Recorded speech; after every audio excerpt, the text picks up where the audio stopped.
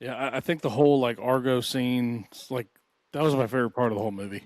I thought they could have spent more time in that, just because, not that it would have been essential to the film, but I just liked You it. just like seeing Bernard again from Sandoval. Oh, loved it. I was hoping he was gonna call her Sport, putting her in the pod. But yeah, I love that.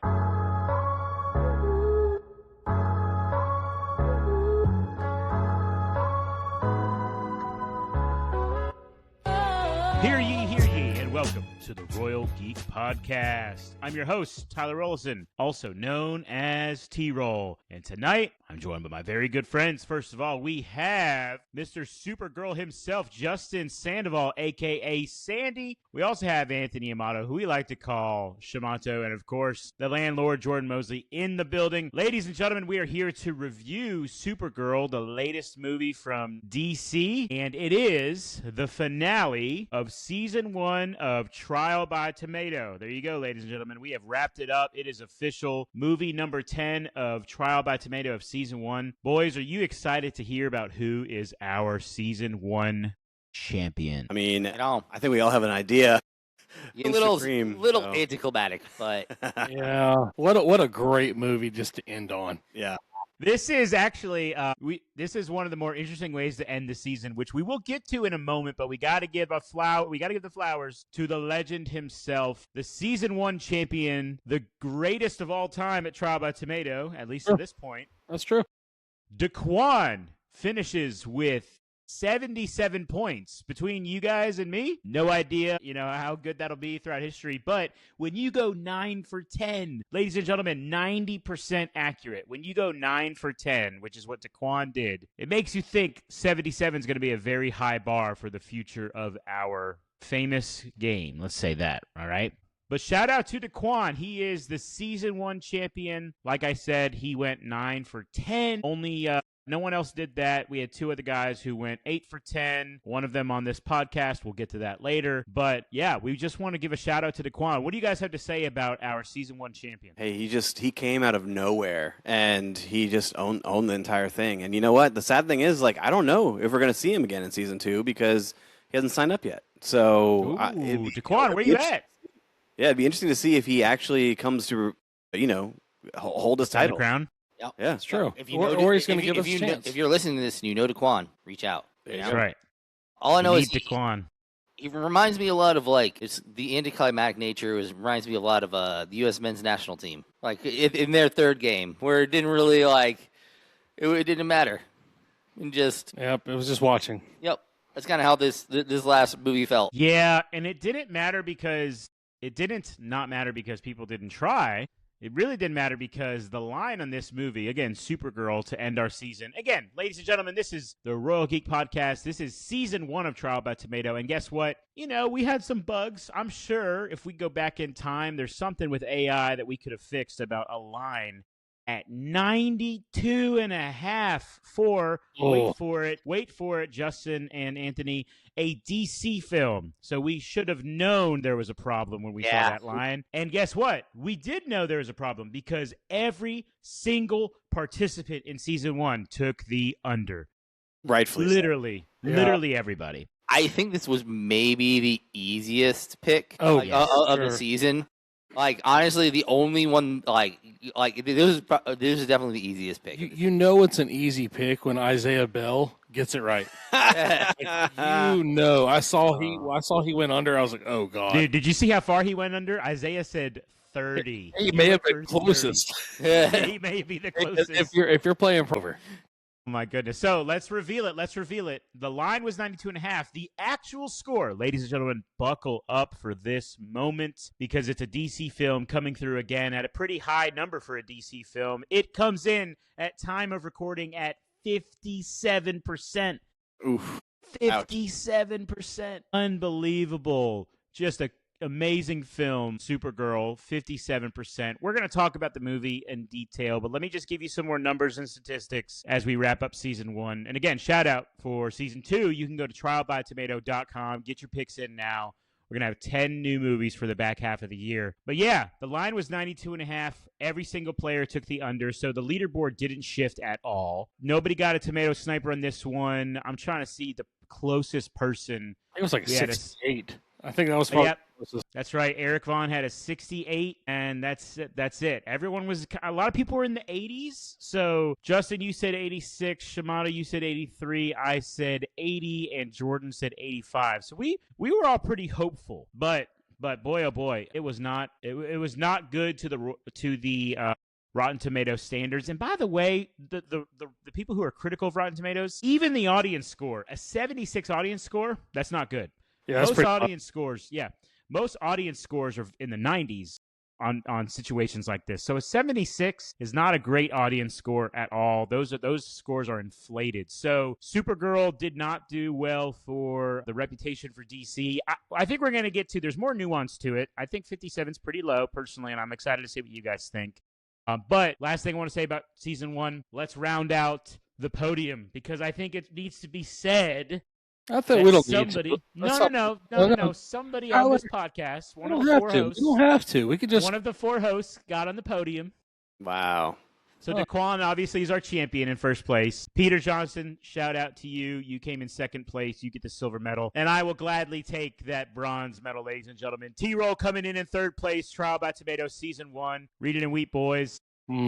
Jordan, everyone else finished below the King's line. Just want to mention that. So I was the only guy on the podcast who finished above the King's line. There's quite a distance. I think in England they say mind the gap between T-Roll and Jordan Moseley right now in the leaderboard. But once again, shout out to our champion Daquan. Shout out to everybody who took part in season 1.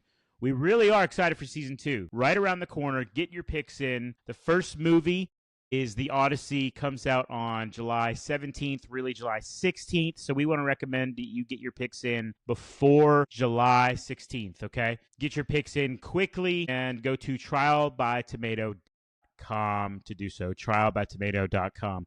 Okay, here's where I want to start, boys. Before we get into the nuts and bolts of this movie, what we liked, what we didn't like, just strictly speaking on the Rotten Tomatoes score, how are we feeling? Are you guys in agreement with me that 57 was too low? Do you feel like it was pretty fair? What do you guys think? It was too low, yeah, in my opinion. I enjoyed the movie. I liked it a lot. I mean, I say a lot. It's nowhere near 80s or 90s, but I do think it settles in the 70s somewhere. That's kind of where my gut's putting it. I know Superman got an 83, right? Yes. It wasn't quite up there with Superman, but I think there's a nice little sweet spot in the 70s for it. I just can't put my finger on it. Yeah, I'm probably more like mid 60s for me. I was a little down.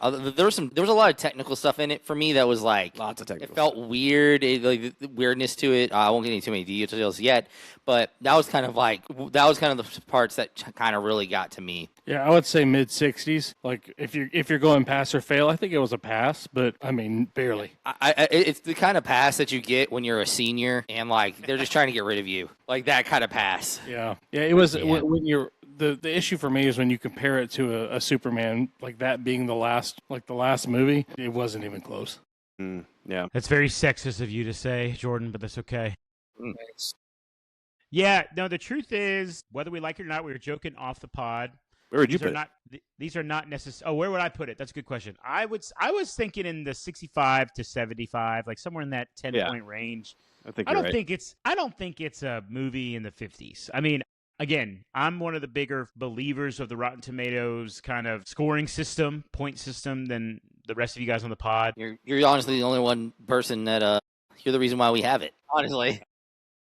Yeah, I think 57's too low. I don't think it's a great movie. I don't know if I'd say it's a good movie, but it's better than 57. 57 is dangerously close to, as you guys know, we have a threshold. We've never really made this public, but there's a philosophy with Rotten Tomatoes that if a movie is below 55 and above 20, it's just not worth watching. And it was very close to that.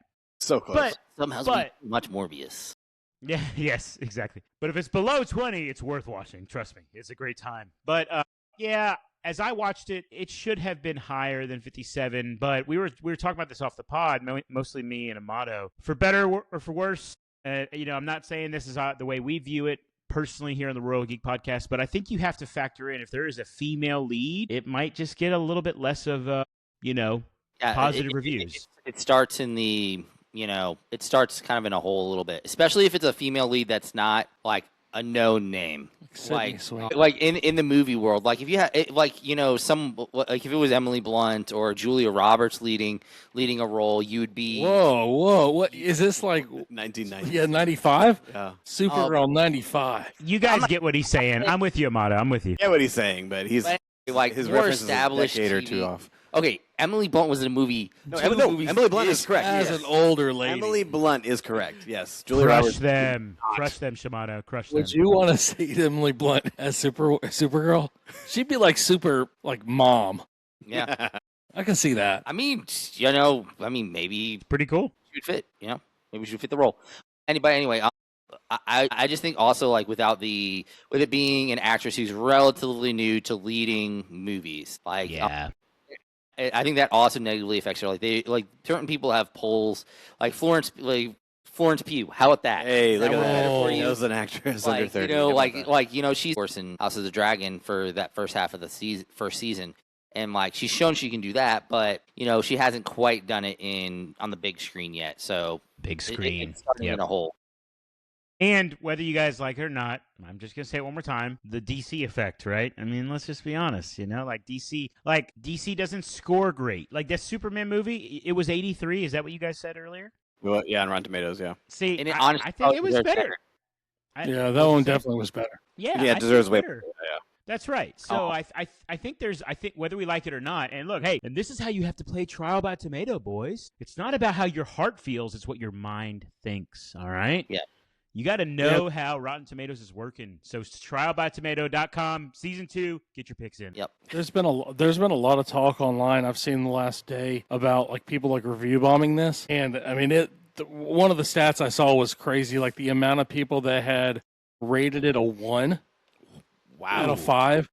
It was like 1.6 million had rated it 1, and like 1.2 had given it like a 5. Dude, it's all these Disney and Marvel. They're just in there just raging. Like trolling it. I mean, it's most likely somebody who hasn't seen the movie and just decided to just, you know what? This is DC. This is Supergirl. That's a girl, and I'm afraid. That's exactly the thought process when it comes to movies like this. Like I don't understand. I don't understand. All right. Here's where I want to go. Okay, we're gonna get into the review now.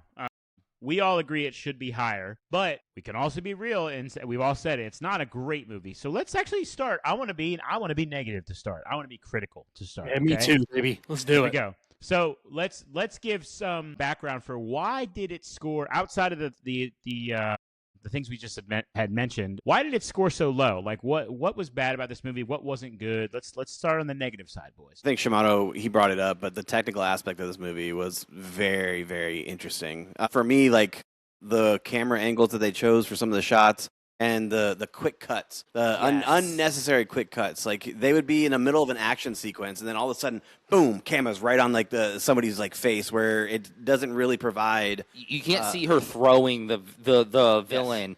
They use a lot of dark light, which honestly cuts into like it tells you the CGI was probably not top notch in certain moments. Yeah. I was reading, and I talked to a friend about it today. He was saying that like because James Gunn didn't direct this one, that he could tell that like they were trying to act like James Gunn with some of the action, the music and everything. They were trying really hard to like make it fit into his universe when it is not really his style. Yeah, which honestly, to tell you the truth, like usually coming out of a James Gunn movie, like the music just like hits you like a ton of bricks and everything just seems to fit. I did not feel that way at all about this. I did love the Jimmy World at the end cover. Yes. That was good. That was a good one. That's the only song I remember. But it just felt like I don't know. It felt like they were trying to get the music to hit, and it just wasn't. But yeah, and then getting on back to cuts, even some of like the like dialogue scenes felt like there was another 30 seconds to these conversations that they just like cut, and they would just end. Like storylines in like interactions just ended quickly. It was just like, okay, now this is over. Okay, now we're moving on to this. This is over. There were some really weird things, especially early in the movie when they were trying to get to the brigands. It felt like a lot of the things like in between the actual interaction with the brigands, especially with Supergirl, were like, okay, like short interaction. There should be more drawing this out, but we're gonna cut a lot of scenes.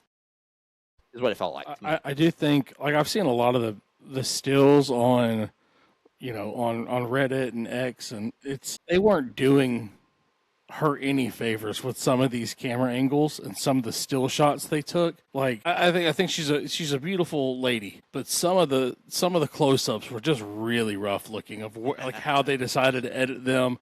And I saw one, it was like really, I don't know, grainy. It made her look like a crater face. I don't know. It was weird. There was some kind of effect on it. Yeah. Or like some of the slow-mo on her face was just hard to look at. It was kind of like what's the girl from Snow White? Where like they had like stills where there's like where it's just like bad look. That was tough. Yeah. There was definitely some stuff like that. There were some weird things. I felt like the first fight where Lobo and the Brigands fought and Supergirl was there. I felt like there was some weird like poor CGI in there as well. Like there was there's just some like I don't know, just some things felt weird. I felt like some things felt rushed as well in moments. Like I felt like they were.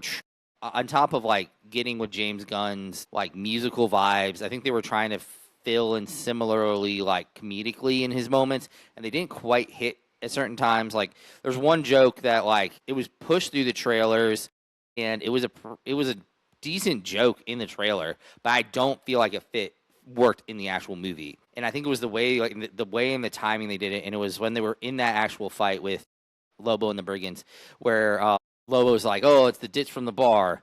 And then she's like, oh, this is what I've been calling you. But it was like a very quick interaction. It didn't feel like it had time to land. And then I felt like it also didn't make sense because she never called him that before that. And she only had like that one interaction with him. Yes. I think they could have fixed that very easily by just having one time, just like offhanded talking to Ruthie, and like that ditch from the bar, like just like drop that line, and just I would have been okay with him just like doubling back on that for that joke for him and being like, oh yeah, she was calling him that.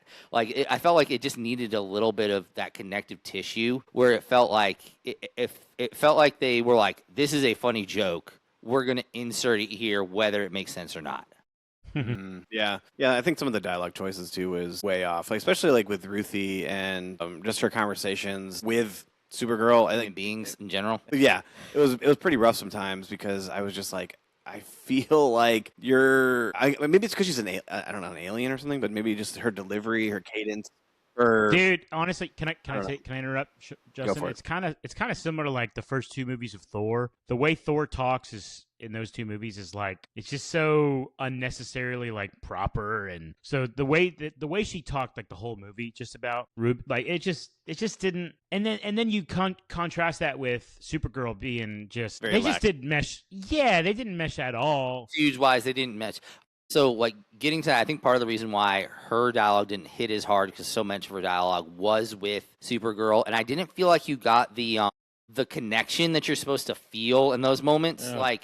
It never really felt like ever Supergirl actually, like, really, really cared for Ruthie. Like, and that's how you kind of feel. You got to feel like this tough person is melting. Like, you got to feel like that, like, the moments with, like, sometimes you would, in, like, the first and second season of Mandalorian and Grogu, where you would have, like, these moments where you would see him kind of, like, coming out of his shell a little bit towards Grogu. Or his helmet. Or his helmets. Yes, very much so. Or like any like of these like Pedro Pascal again in the Last of Us, like seeing like those type of moments where he's opening up in that, and anytime you have like these moments where these characters are finally actually becoming human beings instead of like even like Wolverine in or like Pedro Pascal and Fantastic Four. So what I'm hearing, Shamato, is that Pedro Pascal Supergirl should have been Pedro Pascal. I know. Yes, that's right. That's what I was thinking. I think it would probably be in the 80s if Pedro was Supergirl, but yeah, I struggled with like I've got a problem right now with Jason Momoa. Like I after seeing some of the stuff that he's been in lately, I'm just annoyed by him. Interesting. I actually like Lobo. I thought he did great as Lobo. It's to me, he's just annoying now. Because like he was being like typecasted as like that tough guy, yeah, and so like you got Khal Drogo, and then whatever that he was in some burly Canadian show about trapping, pretty cool, and then like go into like the Minecraft movie, absolutely embarrassing for him to be involved with, and then like the T-Mobile commercials, yeah, like I'm just. Do you think they're like overly equipping him? Like he's just they are. All he does is Yeah.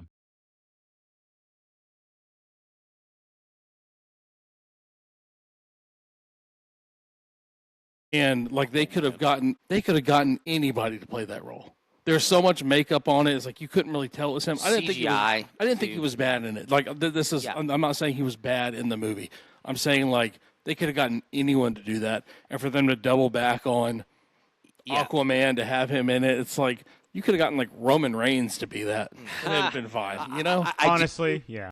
I do think they need to understand what Jason Momoa is, and they need him to be playing characters who, like, emotional development is not really a part of their journey. That's why Khal Drogo worked, is because he didn't really have any sort of emotional journey, you know. And he can be other character, like he can be things as long as you're not asking him to carry like a character growth load. You know, him as Duncan Idaho and Dune, he was great in that. Yeah, like, you know, right. Honestly, you know, even in I actually really enjoyed him in the new Fast and the Furious movie. Yep. He did go more in that eccentric role that you were kind of like less about him, but it wasn't about him. It was more of him being like a psychopath in those moments more than he was like asking him for emotional growth, which I think that's his issue, is when they try to give him emotional growth in things like Aquaman or, you know, even this, they were trying to push some emotional growth. Or the T-Mobile commercial. They were. Yes, you know. I think it's a similar issue to like almost like a,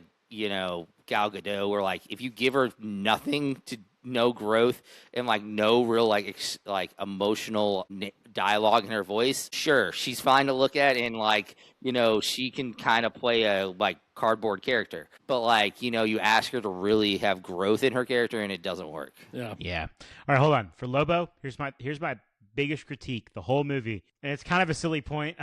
You can laugh and think about it now. Yes, the cigar. Did anyone else think like I think this movie would have been in the 60s if they would have just given me one scene where I see him light it? Yeah. Every time it's already lit, and I'm just like, just make it a little more relatable.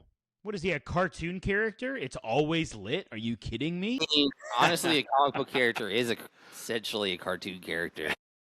Yeah, that's fair. Just give me one scene of him lighting his cigar while he's talking to somebody. That's it. Cutting the cigar, lighting it, having one of them hand him a lighter, like, He hey, wouldn't hold cut it, this. by the way. He'd bite it off. That's what he was That's doing. probably true. Yeah.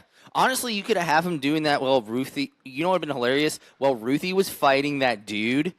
Yes. That's the scene where it's cutting back and forth, and he's just like taking out a cigar, kind of like just slow playing through, like biting it off, lighting it as she's like in the middle of this life or death struggle, and he's just that would be the James Gunn touch. That would be the Guardians touch, right? And like like in the way that he's just like almost like detaching him from his care of that character. Yeah. Yes.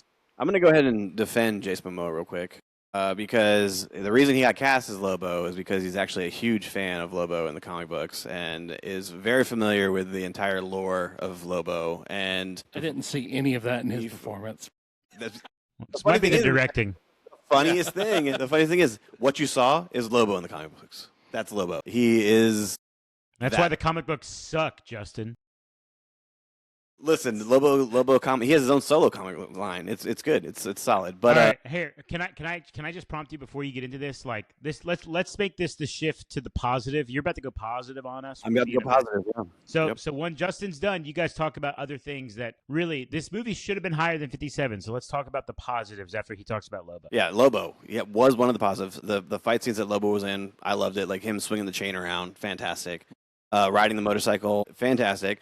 Jason Momoa really did embody the character of Lobo, even if you guys didn't see it because maybe it's your lack of comic book knowledge, but that's okay. That's probably it. I don't blame the Royal Geeks for not knowing that part of the Geek Kingdom. Well, my only pushback on that would be the fact that it is an inherent need that when you change mediums that you need to potentially think about the fact that you may need to adjust characters. Like you would not dress Hawkeye in his comic book appropriate uniform or costume in movie and feel like, yes, I'm going to take this guy seriously. So what would you change about Lobo from the comic books to this big screen? Because like he's an alien, so he looked like an alien. It's like Lobo. I can pull up pictures of Lobo right now and show you. It literally looks like Jason. I've got a computer as well. I mean, I'm not saying that he didn't look like Lobo. I'm saying like his character just didn't It does look bring like any. Lobo. That does not look like Jason Momoa right there. I'm not saying that he didn't look like Lobo. Yeah. He looked like Lobo. Yeah, but you're For saying sure. I'm change the saying- entire look of him to make him more realistic, or No, I'm not even saying. For me, it was more about the actual on-screen performance. I don't feel like the fight scenes were cool enough, but I don't know if his Do you remember Lobo in the animated series? not entirely. Okay, I- almost exactly what we saw on screen. Well, but I'm just saying I don't feel like he added anything to the storyline character-wise. It was to get him introduced. This is what this was. This is not his movie to shine or know anything about him. Yeah, but I'm just saying he was eye candy. he has to I hope we don't get a single Lobo solo film. No, but he could play a factor in some Superman movies because he's one of Superman's biggest rivals. He can actually go toe to toe with Superman. It'd be interesting to see. Anyway, I thought Jason Momoa did a wonderful job as Lobo because he actually understood the character. But I mean, Lobo was one of the favorite parts for me. One of the favorite parts for me was how much we got of Superman in this movie. We got quite a bit. Yeah, that was pretty cool. I was not expecting to see him as much as we did. I mean, when the opening credits rolled and it said with David Corns, I was like, oh, he's even got his name in the title.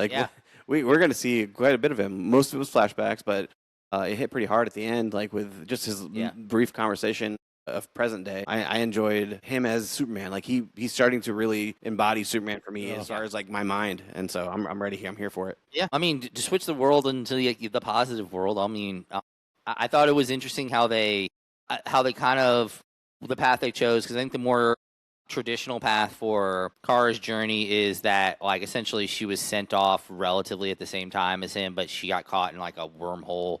And that's what slowed her down, essentially. And so, although she shows up on Earth thinking that she's going to have to take care of Clark, she's kind of finding her new world because that's no longer her role because he's older than her. They changed it up a little bit, and they gave her a little more there's a little more agony, I think, in her because it was much more of a slow death than I think we're used to seeing Krypton's demise when this is going on. So I thought that was an interesting way to keep it a little fresh because I feel like the more traditional way is the one that I spoke about before with Supergirl. So I don't mind them going in that direction, and I don't know how many different versions they do and how much that's actually played out. But I know the other one is the one that I normally think of when I think of it. They do. Argo City is a thing in the comic books. Well, I knew the bigger cities and shrunk down cities and everything like that from Krypton. But I do think it was they generally focus on her being released before all that kind of stuff happening. They did change that up. Yeah. Yes.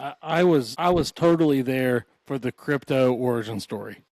Yes, that was cool. I love that. I thought that was great. Yeah, the idea of you're in the middle of loss and something comes to kind of help drag you out of it is an interesting way to do it. Yeah. Yeah, I think the whole Argo scene, that was my favorite part of the whole movie. I thought they could have spent more time in that, just because, not that it would have been essential to the film, but I just liked it. You just like seeing Bernard again from the Sandoval. Oh, loved it. I was hoping he was going to call her Sport, putting her in the pod. But yeah, I love that. I thought it looked great. I thought it was cool. It was different. Yeah. Yeah. I do think it was very helpful in helping kind of helping understand her character a little more and just why she's so cynical, because they're definitely going for a more cynical version of her than, like I said, the versions that I've seen are more she killed. She killed the guy at the end. She actually did kill the guy. But, which was awesome. Yes. It was great. Fantastic. Yeah, it's You can't kill him because I'm going to kill him. Yes. Yeah. She's saving some of her own fate. Is kind of how they're kind of doing it. But I do think that it fell a little less hard because they didn't. The relationship between her and Ruthie, we had already talked about, didn't work as well. Yeah. So it wasn't as it didn't feel as hitting. Yeah, All right, so go ahead and get negative. Go ahead and do it. I see it on your face. You want to say it negative because I'm with you. Well, We didn't talk about it. well, I don't know what you're referencing because I was The fact that she kept keeping her her from killing her or killing. Dude, yes, it got annoying. It got annoying. I'm annoying. Who are you to tell her what will make her feel better? You've known her for 10 minutes. Yeah, dude, and I'm just I've seen Taken. It's revenge is pretty sweet. I've seen John Wick. Revenge is pretty sweet. Yeah. You know what I'm saying? So it's I you're will being say, super though, hypocritical. Yeah. protecting her innocence. It's like, dude, something's gonna happen in her life later where she's not gonna be innocent anymore. But Let then it be. she's already not innocent. She also had she said it in the moment. She was like, if you had let me kill him, these 3 people would still be alive. So like that always like the whole thing, like kill one, save 1,000, like that. Yeah, that like where does it true. fall? Whose lives really matter and all this? You know, where does this like actually play out? We know it's and all train that. track you're choosing. Yes. Yeah, exactly. Oh, he's choosing to split it. He's gonna make it a loop. Come All back right. around. Also, not to be super negative again, but like the scene at the end where she's just destroying people. She puts her suit on and like they're circling Ruthie and she's just going one by one. It's like all you got to do is grab Ruthie and like fly anywhere else. So I think this is the problem with wanting to be good. These kind of like Kryptonians. It's like I feel like the whole movie, and actually they did a decent job because they nerfed her a lot with the sun stuff. So that's fair. I really like that. I thought that was cool. Yeah. But there was still a lot of great foreshadowing in that. literally every time she uses her laser beams, I'm like, oh yeah, duh, just do that the whole time. So it's annoying, right? But to be positive, here's some things I'm positive on. Okay, I do think all the flashback stuff was actually pretty good. Like I thought they gave some great backstory to her, to Supergirl, and I appreciated that. I think the villain and the Brigands in general, I hated them in the sense that I think they did a good job of portraying their wickedness. Mm-hmm. Yeah. And yeah, it was mindless kind of evil for the sake of being evil, but they always felt like they were a force. Like Krim actually felt like a force the whole movie.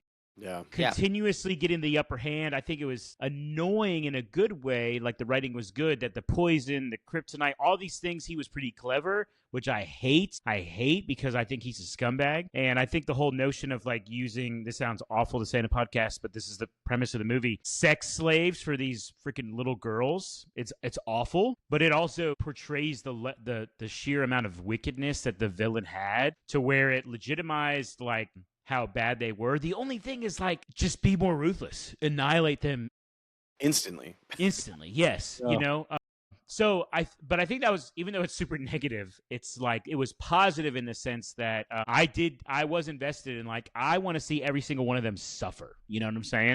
So that was good, even though it was bad. Yes, very, very much. Are they like? Although I will say, like at the very first scene, like the way that Ruthie describes it is not the way that scene actually played out. Because she specifically says that he kills for sport, but Right. that is not how that scene happens. Like honestly, like the whole thing that she ever saw for Krem fighting with her family, none of that was for sport. That was all accident. That was a instinctive throw with his axe to kill her brother, and then her mom came after him. And then her dad came after him.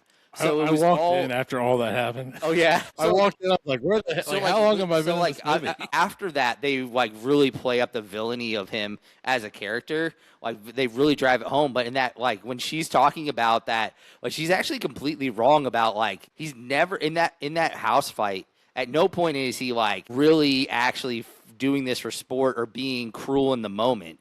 It's true. Like, yes, he's coming for the weapons, but honestly, like, for all we know, he could have, like, it was playing out to the point to where he very well might have actually just gone out and picked up the weapons and left. I don't think he would have. Of course, we don't know that for sure. don't know. But, you know, literally, he was like, yeah, let's go out back and get the weapons. All I'm hearing is Shamato's voting for Krim next time around. He's a big fan. It's cool. Vote Krim. Love his policies. Oh my gosh. Yeah, Krim's a scumbag for sure. And again, just first of all, the dude loves to eat.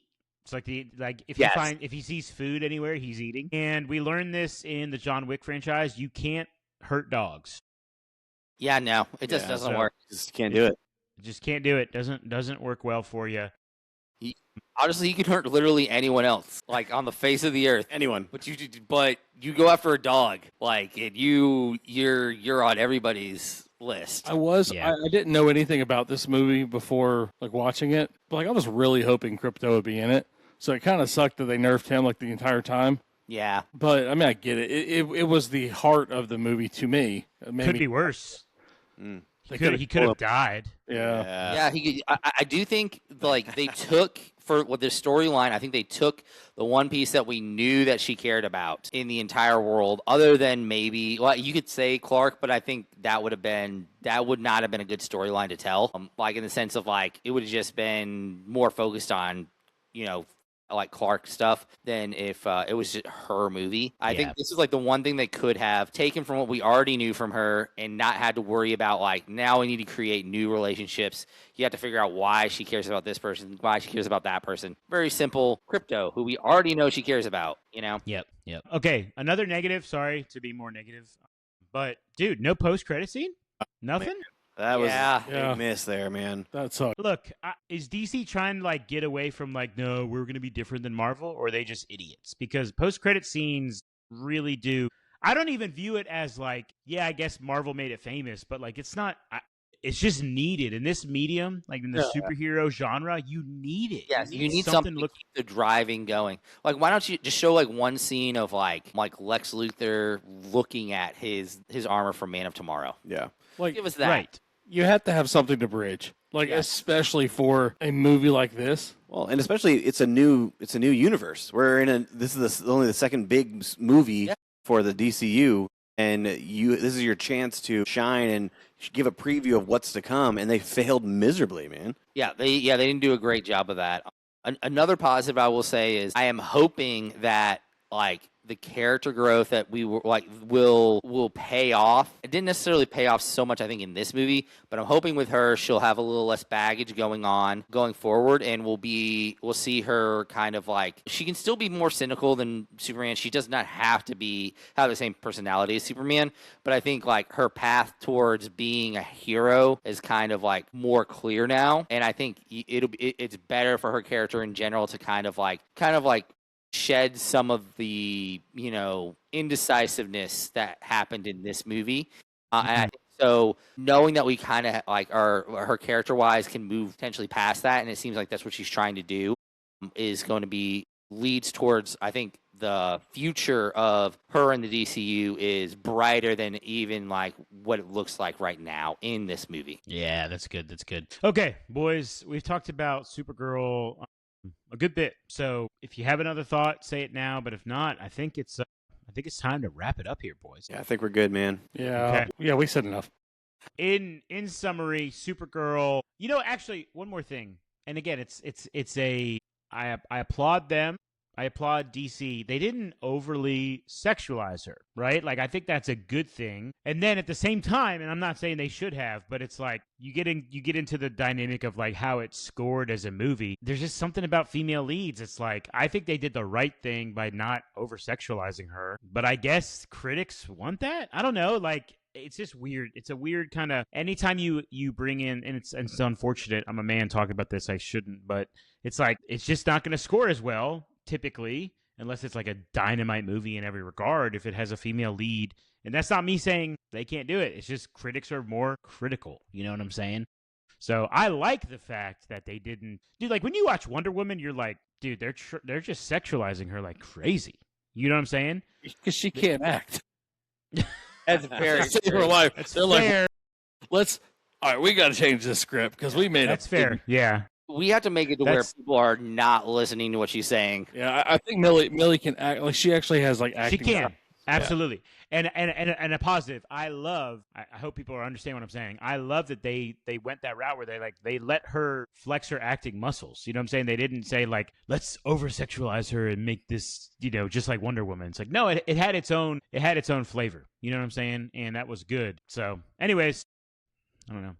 It's positive in my book. Yeah, no, you're right, man. Absolutely. Yeah. Okay. Well, once more, that's it. Trial by Tomato Season 1 has concluded with Supergirl. A strange ending, mainly because the line was so obnoxious at 92.5. We should have known, boys. We should have known. But it's okay. We're going to make Season 2 even better. You can go to trialbytomato.com to get your picks in for Season 2. Please go do that. It's going to be a ton of fun. 10 more movies. I was literally looking at purchasing Spider-Man Brand New Day tickets today. So, ladies and gentlemen, you got to get excited. Get your picks in, trialbytomato.com. And be sure to come back next week as we continue to talk about just everything in the geek universe. Got a lot of things happening this year between shows and movies. So come on back. We appreciate all of our listeners who stayed tuned in for this one. So with all that in mind, for my good friends Sandy, Shimada, and of course the landlord Jordan Moseley, this is T-Roll saying thank you so much for listening to the Royal Geek Podcast.